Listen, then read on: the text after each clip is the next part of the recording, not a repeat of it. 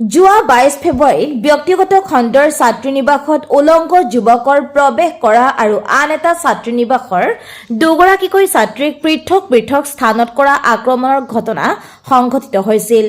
সংবাদ মাধ্যমত বাতৰি সম্প্ৰচাৰ হোৱাৰ পিছতে আৰক্ষীৰ অভিযান হৈছিল অধিক তীব্ৰতৰ। অভিযানৰ পিছতে উলংগ যুৱক অমৰ ৰাজকুমাৰ বুলি চিনাক্ত কৰি ইতিমধ্যে গ্ৰেপ্তাৰ কৰিছে হোজাই আৰক্ষীয়ে।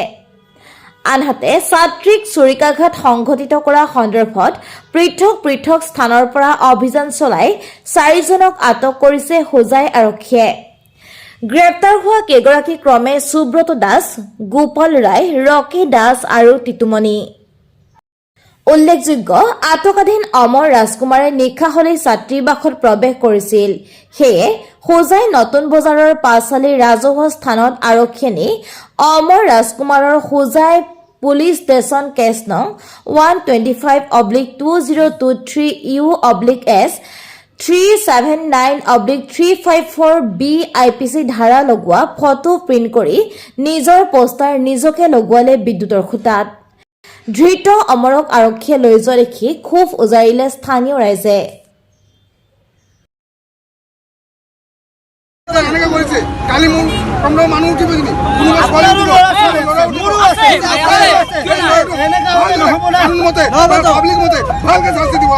অকল এজন নহয় 5জনক ইতিমধ্যে গ্ৰেপ্তাৰ কৰিছে, চুৰিকাঘাত কৰিছে আৰু আপোনাৰ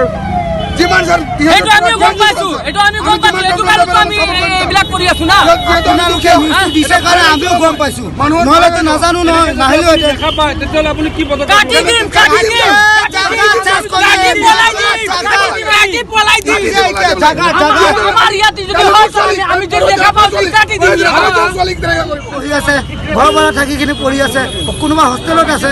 এনেকা যদি সিহঁতে যদি এনেকা কৰে, যদি এইবাৰ যদি একো কৰা নহয়, নেক্সট টাইমত সিহঁতে আৰু কলিজাটো ডাঙৰ হৈ যাব।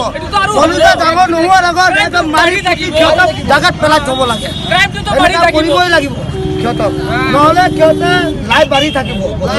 বাইদেউ কলিজা ডাঙৰ হৈ যাব, কলিজা ডাঙৰ নোহোৱাৰ আগত আমি কি কৰিম, চবে মিলি ঘৰক কৰি দিব লাগে, একদম টুকুৰা টুকুৰা কৰি দিব লাগে। আমাৰ হোজাই পুলিচ আৰক্ষী থানা অন্তৰ্গত এটা মলেষ্টেশ্যনৰ ঘটনা ঘটিছিলে আৰু সেই সন্দৰ্ভত আমি এটা কেছ ৰুজু কৰিছিলোঁ, হোজাই PS কেছ নম্বৰ 125/23। আৰু আমি CC ফুটেজখিনি এনালাইচিছ কৰিছিলোঁ আৰু গোটেইখিনি তদন্ত কৰাৰ পিছত আমি অমৰ ৰাজকুমাৰ নামৰ মানুহজনক আমি কাৰ্যত কৰিছোঁ। তেখেত মলেষ্টেশ্যন কৰে ছোৱালীক, প্লাছ তেওঁলোকৰ যিখিনি মানে আণ্ডাৰগাৰ্মেণ্টছ থাকে সেইবোৰ তেওঁলোকে চুৰি কৰে আৰু সেই সন্দৰ্ভত তেওঁক এৰেষ্ট কৰা হৈছে।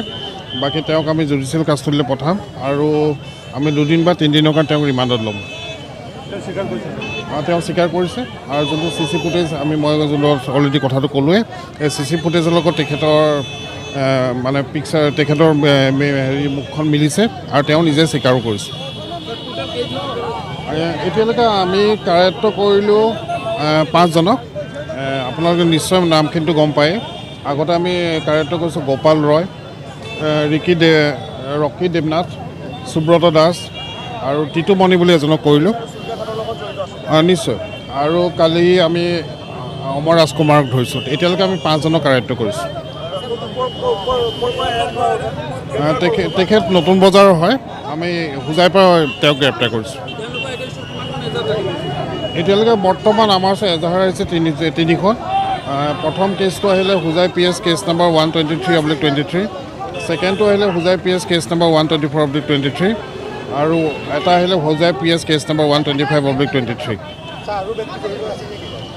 আমি তদন্ত কৰি আছোঁ, যোনে ইনভল্ভ থাকক তাৰ এগেইনষ্টত যোনটো আইনগতভাৱে যিখিনি কৰিব লাগিছে আমি নিশ্চয় কৰিম।